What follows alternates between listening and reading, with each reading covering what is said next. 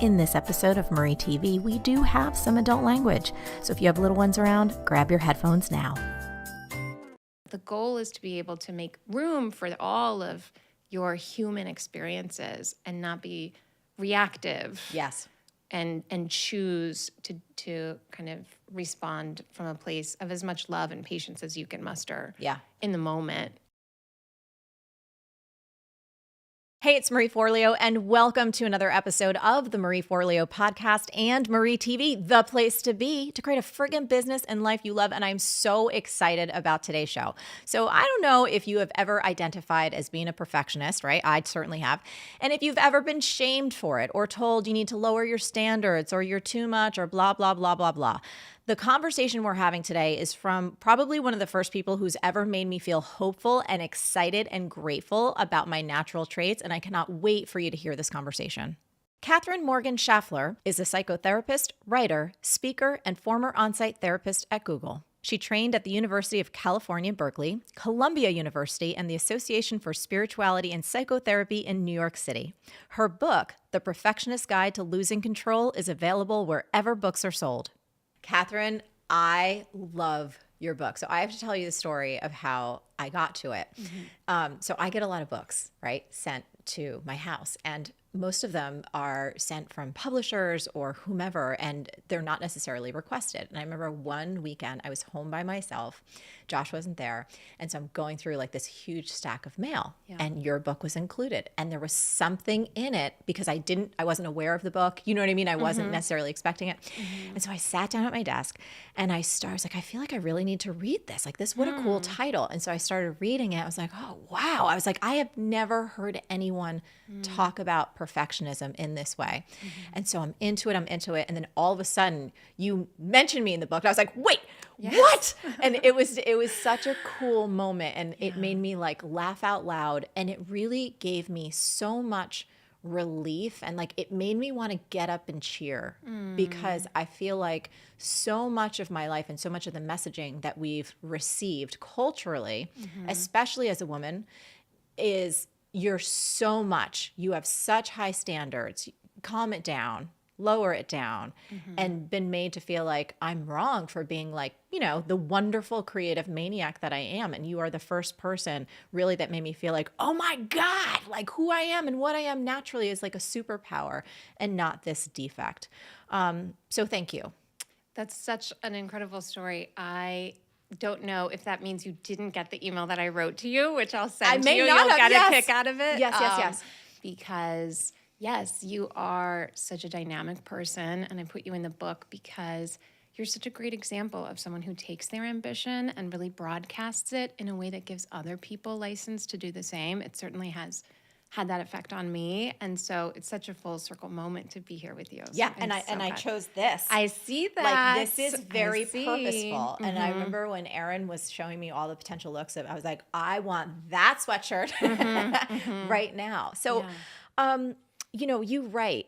Part of the urging to stamp out perfectionism in women arises because perfectionism is powerful energy. And then I'm smashing together sentences from another section, and I have this bolded. Do not allow your ambition to be pathologized. Refuse to apologize for or disguise your insatiable desire to excel. Reject the notion that you need to be fixed. Reclaim your perfection now. Yes. Like hell to the friggin' yes. Whatever you want to say, comment on that. All you. Well, I mean, you can't be a perfectionist without being ambitious. And you can't be an ambitious woman without being expected to make your ambition palatable in some way or straight up hide it or lie about it. Women who seek power and influence are seen as power hungry, and men who do the same are seen as alpha males. And there's just all of these double standards that, to be honest with you, felt so outdated. When I was writing the book, I had these moments of like, do I still need to include this? Is this still relevant? Because I feel like we've been talking about this enough to where maybe we've poked enough holes in it that it doesn't need to be, brought up again. And then something would happen in the news or in some other way that would make me be like, nope. We still have to address all of these ways that gender performance is communicated to us as women and men and non-binary people. This is how you should behave, and this is how you should not behave. And to your point, women are constantly told in 1,000 ways, you're doing too much, pull back, unless you're operating in a realm that is not in competition with men, which is why someone like a Martha Stewart or a Marie Kondo, we can say they're such a perfectionist and it's wonderful and let's celebrate them and syndicate them. Because if you look at Martha Stewart's company, it's based on archetypal homemaker interests, right? Yeah. So it's like wedding palettes, brunch in a pinch, all of this stuff, which is publicly acceptable for women to be ambitious about. And in those instances, it's like, more power to her. But then when you have someone like a Serena Williams, for example, who is assertively staking claim to what she wants and doesn't hide any of it, and in fact attracts attention in what she wears and some of the things that she says, she's penalized for it in so many ways, not just emotionally, but also actually literal penalties in her games for doing things that men before her and probably after her will do to a degree that is so much more intense in a negative way and not be penalized at all. Yeah. I mean, your book is so good. I also just want to say, I said this when you came in to the studio, you're a phenomenal writer. So like, this is your first book. Thank you. Yes. Was it difficult? Yes. It was the hardest thing I've ever done. And I've done some very hard things. And I think what made it hard was that the other hard things I've done, I talk about being sick in the book. And Yeah, I want to go going there through next. Yeah. a lot. Those hard things you just had to do. And that's been the experience with a lot of difficulty and challenge in my life of like, well, I got to do it. And so you just do it. This is like, I don't have to write a book. Right. And I think that's what's so good and hard about writing a book is because it's really, you have to rise to the occasion of yourself. Yep. A self that you know about in your mind and an idea that you know about in your mind, but that other people don't necessarily know that version. So it's like nothing bad's going to happen if you don't do it in the same way that if you don't attend to your health or whatever, there's this little consequence. But some things you just have to do. Yeah. You know? The reason I always bring this up is because I read this stat and I believe it's true. Up to 80% of the population feels like they have a book in them. And most people don't ever actually write the book and get it out. So as a writer myself, I remember Everything is Figure Outable, my last book, like, not that it almost killed me. That's very dramatic to say, but I struggled. You know what I mean? I was on the struggle bus, and I always love talking to writers because I'm curious. I'm always curious about everyone's process. So hard. Yeah, it's really, really hard, but you are a beautiful writer, and I really hope that you continue to write because it's a very unique voice that you have, and I read a lot. So Thank you. Let's go to how your own journey helped you start to realize how attached you were to this sense of control. Yeah. And that with the diagnosis, you were like, oh, you really saw yourself. And I'll just say at the same time, like, I feel like as a young person growing up and even in my like early 20s and stuff, trying to control things, oh my God, that was like the label I wore all the time. That's what the other thing that attracted me about your subtitle was, oh, losing control? Yeah. Yes, please. Yeah, it's so cliche. And the cliche-ness of it still bothers me that I didn't realize how much control I had or was trying to hold on to until I lost it. Because I didn't experience it as being controlling in the moment.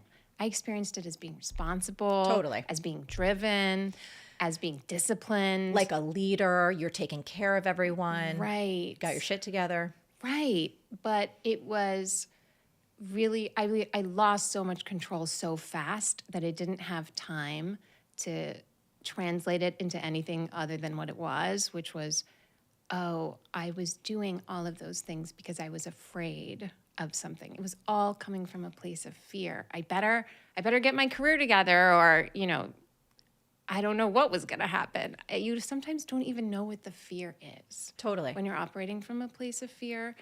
And I know this also sounds cliche, but I'm grateful for that moment of time because in the sliding doors version of life where I didn't get sick and just stayed on that track, I mean, that's the gift of a crisis, is Yes. that it's like a call to action. And when everything in your life gets dismantled, you really have to reconstruct it. Yep. And it's rare that you reconstruct it in exactly the same way it was before, because you are no longer the same person that you were before. And what was your diagnosis? How old were you, and what So what I was went down? 33. I got diagnosed with this rare condition called gestational trophoblastic disease, which is like highly treatable, 95% treatment rate, whatever.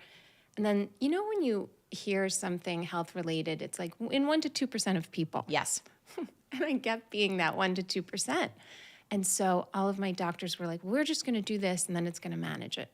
We're going to do chemotherapy. And it wasn't radiation therapy, but I lost a lot of my hair. And, I was at Memorial Sloan Kettering for a good chunk of the day for many, many months. And then it ended up just echoing into my life more and more. I had to have a hysterectomy, like all of this stuff, which I know you have gone through, that every time that I thought it was under control, it wasn't. Yes. And so it was just a constant recalibration. And at some point, you really have to just calibrate fully internally. Yep. And I've had to do that before in lots of other ways in my life, but not in this way. And so it was just a wild moment, And did it drive you deeper into your work as a psychotherapist, and specifically around investigating and really understanding perfectionism? Yeah, because I was like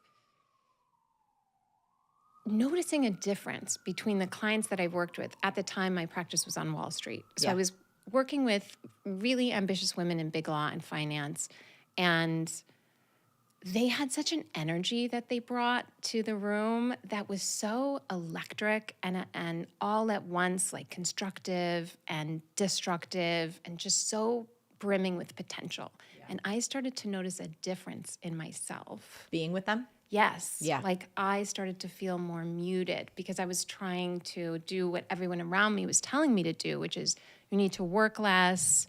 You need to like calm down, take a bath, sit in the bath, do nothing, meditate, don't think about anything. And that's not how I process things. Like, Yeah. I'm a walker. That's how I process things and move through things. And I don't like doing nothing. Yeah. We're going to talk about that, by the way. I have to Yeah. interrupt you for a second. One of my dearest friends in the world, I've known her forever. And I remember I was struggling once. She's like, Marie, you need to take a bath. And I was like, fuck off. I hate fucking baths. Yeah. I just remember the experience of having so much rage and my friend trying to help me. And I was like, nope, Yeah. that doesn't work on this thing. Yeah. And I actually love a good bath, but I don't like forced. Correct. It's Totally. like the thing about a good bath is you haven't had a good bath in weeks and then you do, and then it's nice. But every day and what it feels like so contrived. Yes. And then it stresses me out more. And so I was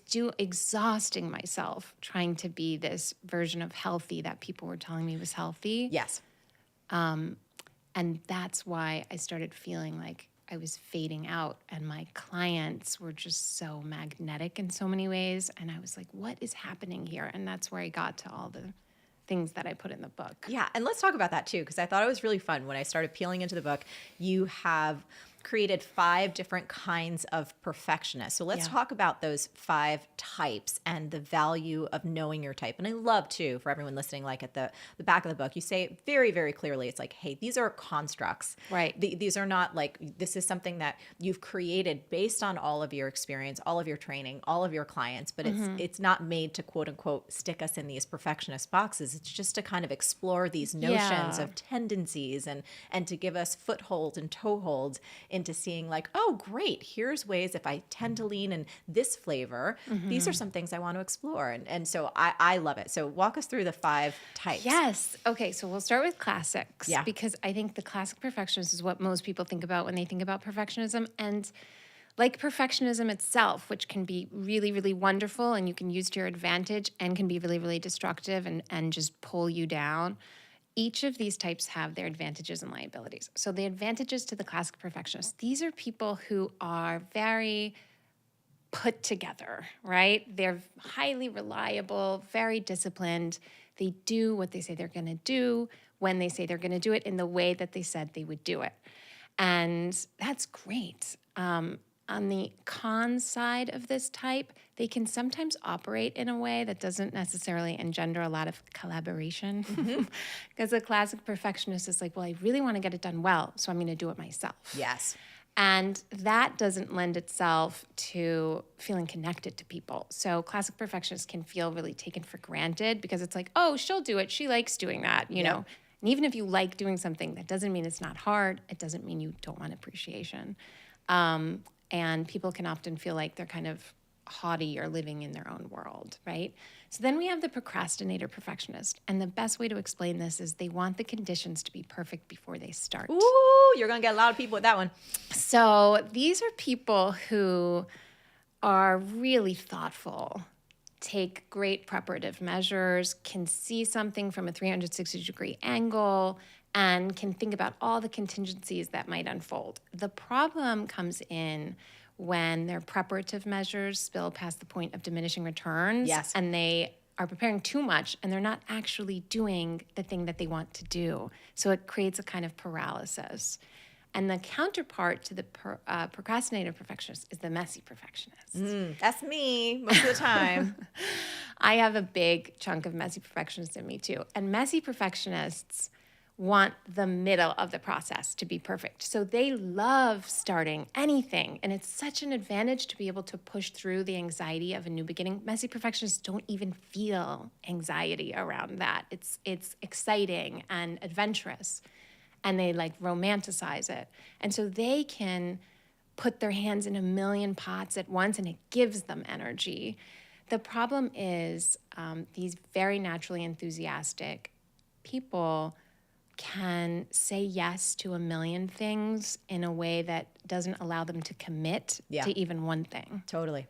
And so they end up wearing themselves too thin and not only not doing the million things that they wanted to do, but not even getting one thing done. Yeah. And that can lead to this really destructive narrative of, I guess I don't care enough. I guess I'm not disciplined enough. I guess I'm not smart enough for anyone to take me seriously. And none of that is true.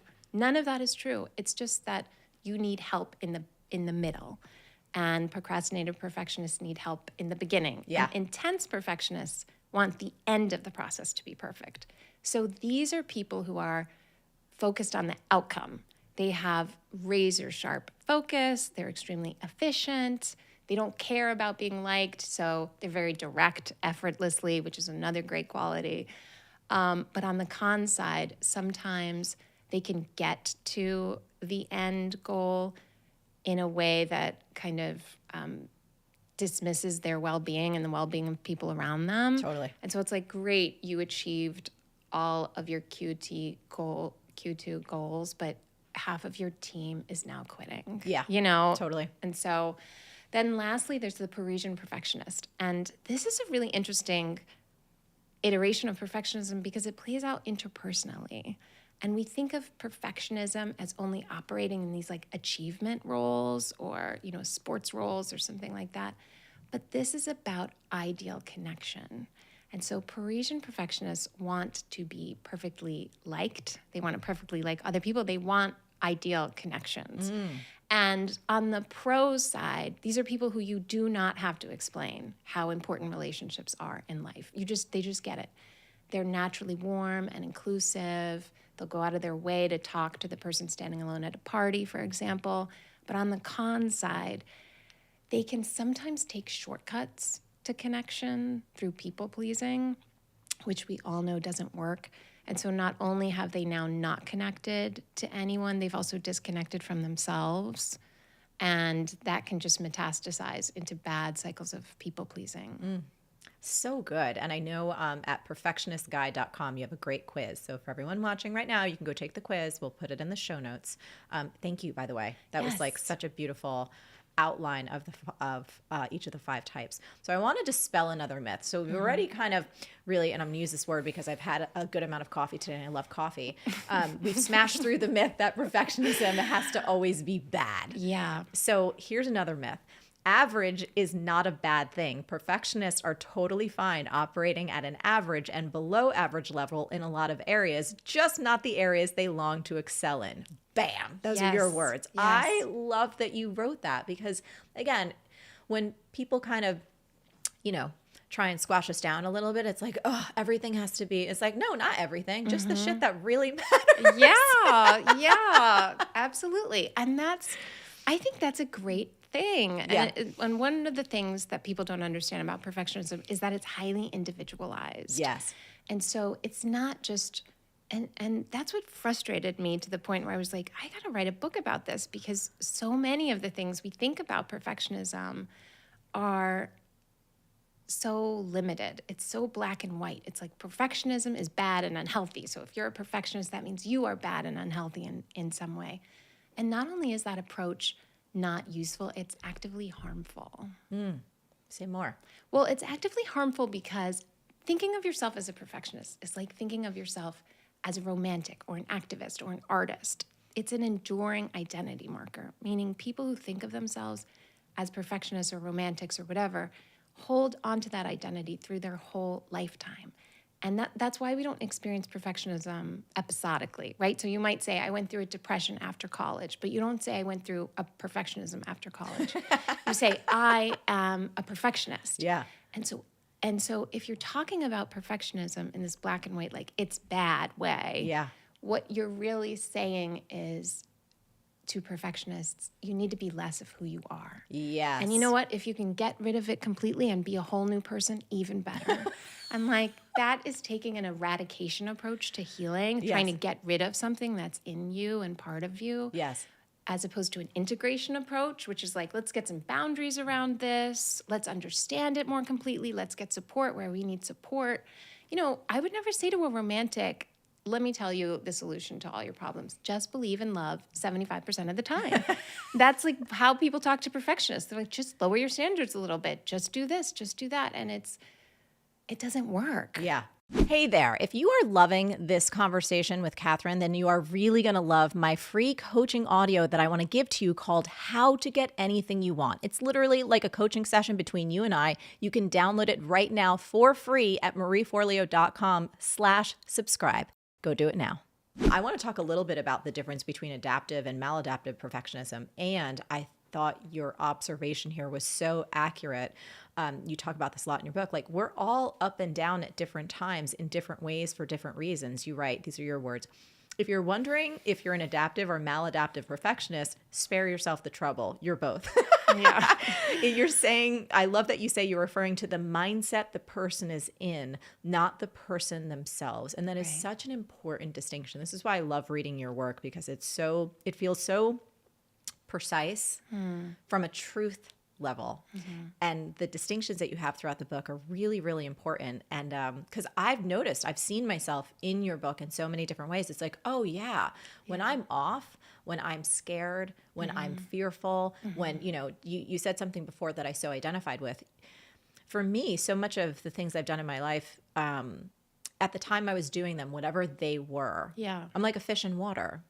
I didn't know that fear was driving me. Right. Until, the shit hits the fan and you're like off on the sidelines for a minute and you have a moment of like, oh, perspective shift, and you're able to kind of reflect and see things from a different point of view.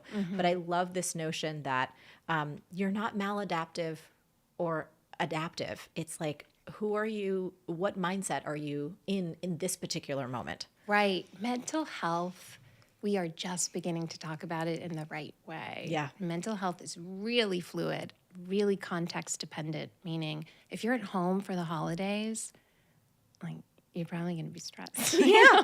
And it might be tough. And that moment isn't reflective of who you are and what you're capable of and all of these things. And it's like, the fluidity of mental health is something that I think people don't like to discuss because it makes us feel out of control.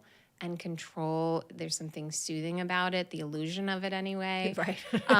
But really, like, whether it's sunny outside or not, or whether someone attractive just hit on you, or whether, you're on time or late, impacts your mood in these ways that really make you go up and down. Forget about the medications you're on or serious crises you're going through. And I think it's helpful for people to understand, because so many times we think, oh, I'm doing so great, that we feel invincible. Yep. And we take away the things that are helping us to feel so great because we don't need them anymore. And we are, if anyone is like me, humbled quickly. Yes. In realizing that. And at the same time, it's really powerful to understand that if you're suffering through a depression or you're depressed-ish, that's not a sentence for the rest of the season or the year. You know, like you can move the needle in both directions based on a lot of stuff that you surround yourself with. Yeah, and life in and of itself. Josh and I talk about this all the time. Like I remember, and I want to talk about this next, because you have a story about Lena in your Perfectionism Up Close chapter. You wrote, a part of her wanted to stop pushing herself, stop feeling compelled to rise to the occasion of being her best self. She wanted to figure out how to be her average self without feeling like a loser. And I was like, how freaking cool is that? And then I'm going to read one more thing and we'll discuss. Then you talk about the tension of perfectionism emerges from the constant clashing between two of the most fundamental aspects of your identity. You're a full of flaws human with significant limitations, and you're a perfect being with unlimited potential. I cannot tell you how many times I have experienced that tug of war inside myself. And also Josh and I talk about it. So be like, he's probably, we've been together 20 years. And he's probably one of the most intuitive people I've ever met. And so we could be sitting in bed and I'm like, going through a whole thing. And I'm like, what? You're so loud right now. I'm not saying anything. Do you know what I mean? He's like, you have to say it out. And we've had these conversations. I'm like, there literally feels like sometimes two very, very competing parts of me. The one who's like, you need to lay down for like 6 months. And the other one who's like, absolutely not. And is genuinely excited about 17 different things.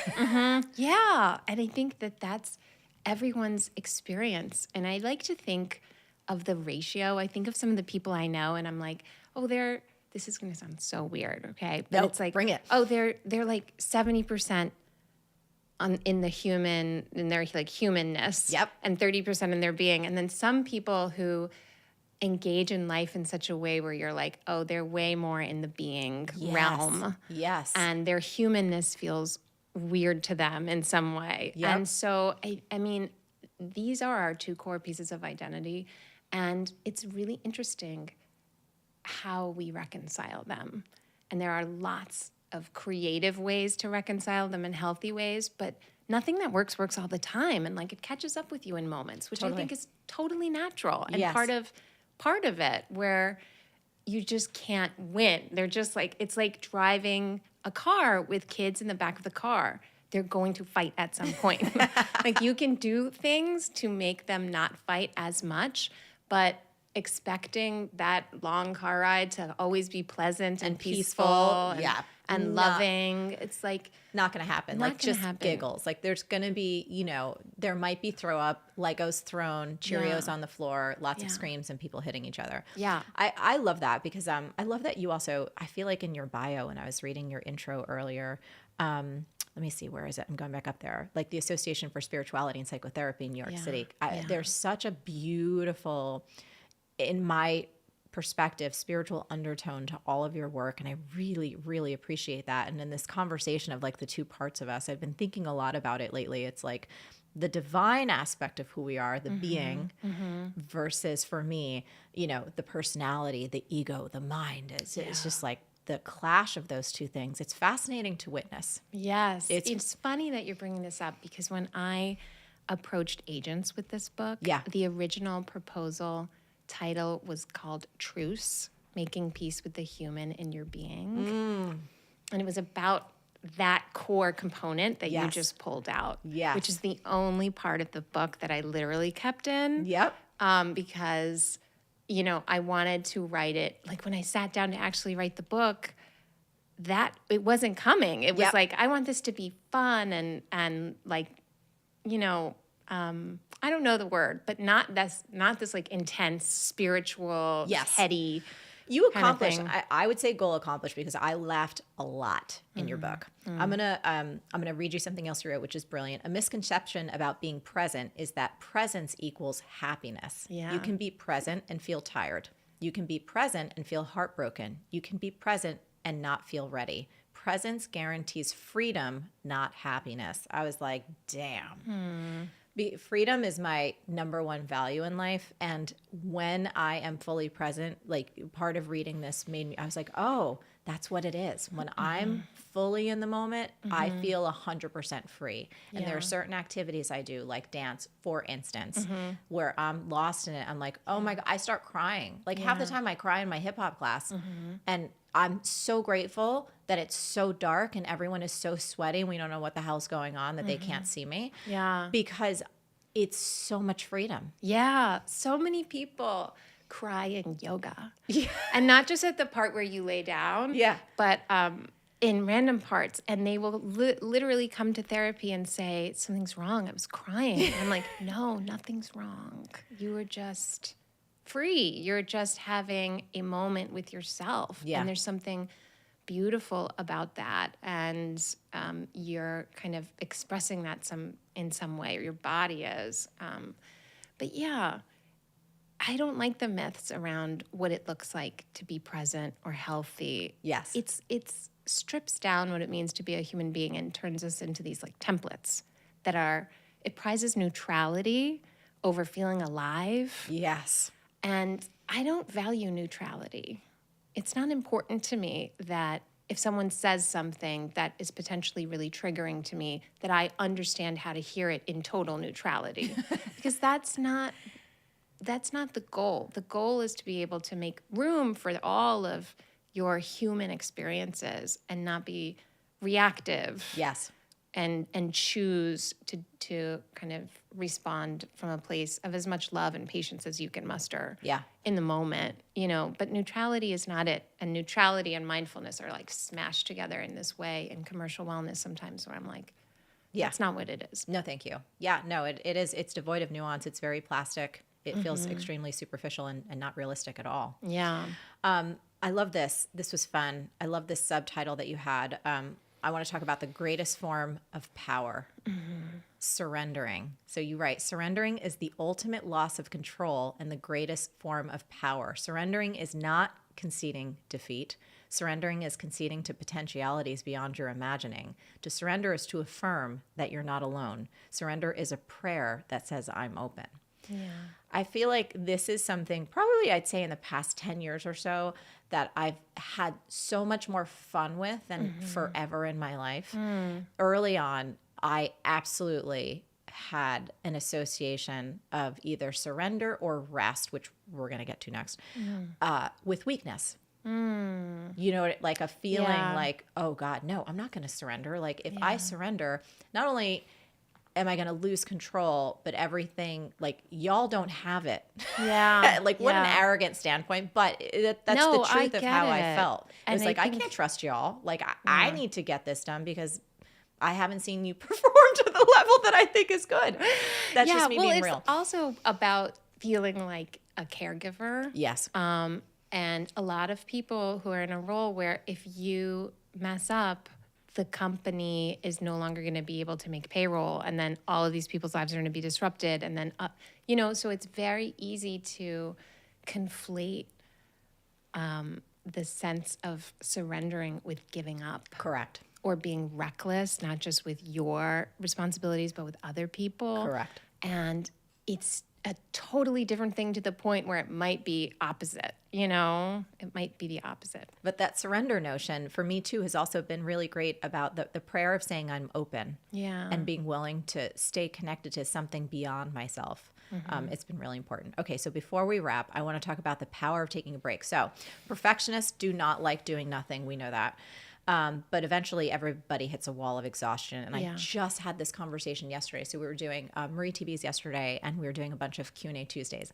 And so I was connecting with someone in our community, and I could, and you feel, and you're like, oh yeah, I get that. And she was at a point, she will, I think, like this conversation, but we were talking about, I was saying, hey, I'm just going to invite you to maybe allow yourself to rest a little bit, because based on everything she was sharing, she is not only an extraordinary caregiver, cares so much, responsible for so much, but she was starting to notice and feel like, oh, it's a season of change, but not necessarily feeling like she had permission for herself to slow down. And I could tell it was really confronting. So let's talk about the different iterations of rest in addition to physical rest. I loved this, and that it's not a 4-letter word. So you have decompression, playing, and restoration. Let's break those down. Yeah. So I think if you think of, well, maybe we could start with productivity, right? Which is becoming the dirtiest word in wellness, which I can't stand that approach to it. And I think if we put some elasticity around that word and think being productive happens when you're able to operate from premium energy. And so anything you do that brings you to a place of operating from premium energy is productive, right? And so that means that if you take a nap and that nap restores you and you wake up from that nap and, go out with your friends because your value is high quality relationships, or you write because you're trying to write a book, that 1 hour of rested you is going to be more productive than the 10-hour version of you that is burnt out, resentful, hungry, tired, all of those things. And so it's really about getting 30,000 feet in the air and saying, what do you want? What are your values? And then approaching those values from a place of premium energy. And I use this framework of, instead of time management, focusing on energy management, Hell yes. which comes from this life-changing article I read in Harvard Business Review by Tony Schwartz and Catherine, oh God, I'm forgetting her last name. It starts with an M. It'll come back to me. But anyway, they were talking about how it's not that we run out of time. That's not why we don't do things. It's that we run out of energy. So it's not that you didn't have 15 minutes yesterday to respond to your emails. It's that when you arrived at those 15 minutes, you were so burnt out that you were like, oh, I just can't. And so you just scrolled on Instagram or you turn on the TV or whatever you did. And so if you think about going through your day and taking rests in such a way that this is going to give me energy, then you're going to be able to turn the volume all the way up on premium energy and get done so much more. And that looks like decompressing, right? Emptying out. You got to empty out, because the things that fill you up and restore you, if you haven't emptied out first, they have nowhere to go. Totally. No room. room. Have nowhere to go. So you decompress, emptying out. That looks like, for me, watching TV. I like watching action movies to decompress. I like zombie movies to decompress. Oh, I never knew that. Yeah, like really good zombie movies. Walking, things like that. And then restoring is something maybe a little more active and that engages you on a multisensory level. It looks different for everybody, but there's a formula to it. And it's really, any way you shake it, you need to rest. And I loved, so for me, when I was looking through this framework, like the passive and the emptying out, it's like you don't have to feel guilty about that at all. Yeah. And the playing, the active relaxation, like I identified so many things when I was reading this chapter, like filling myself up through dance and through fitness, also through cooking a really good meal. Like there's certain house projects that I get so much energy from, and I'm like, this is technically work, but it's not.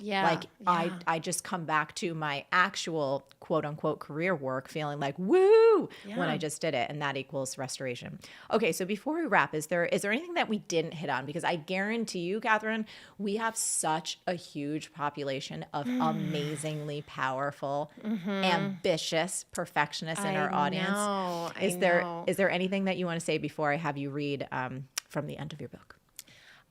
Well, one thing that I put in the book was about different kinds of help.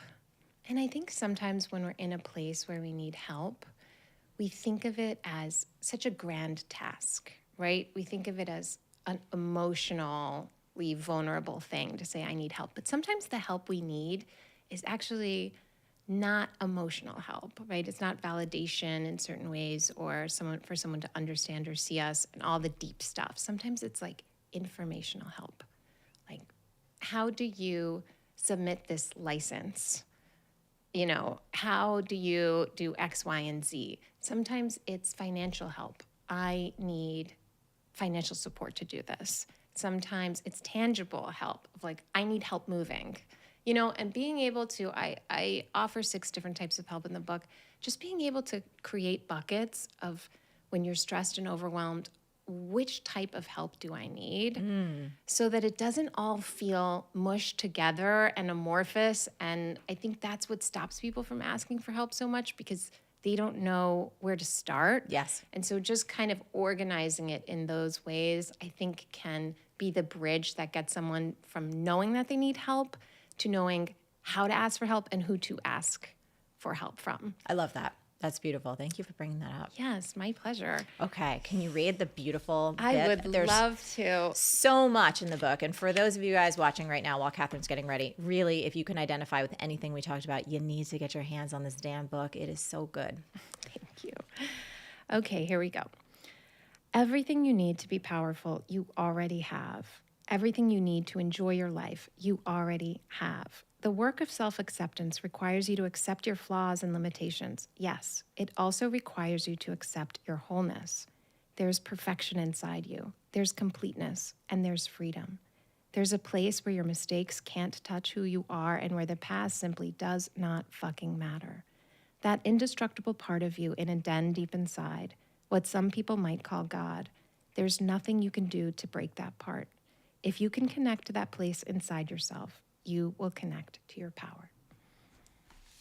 So good. Lady, so good. Thank you so much. Thank you. This was a total pleasure. I talk about the importance of pleasure in this book, and this was a top to bottom pleasure. Thank you. Your work has impacted me, helped me for the last 10 years. This is such a full circle moment, like I said, and I just am so thrilled to be here. Oh, thank you. I can't wait for your next book or your next project or whatever it is, and I'll continue to sing your praises. You're wonderful. Thank you.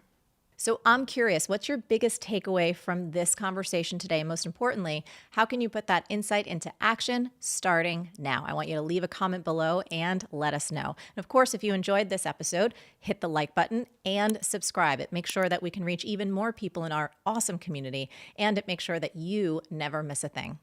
Until next time, stay on your game and keep going for your big dreams, because the world really does need that very special gift that only you have. Thanks again, and I can't wait to see you soon. If you want this magic to keep going, then you have to watch this next episode with my dear friend Liz Gilbert. It is amazing. It's going to fill you up even more. So click here and watch it now. The true perfectionist won't even start because they know already that it's not going to be the thing that they're dreaming of. And their tastes and their standards are so high.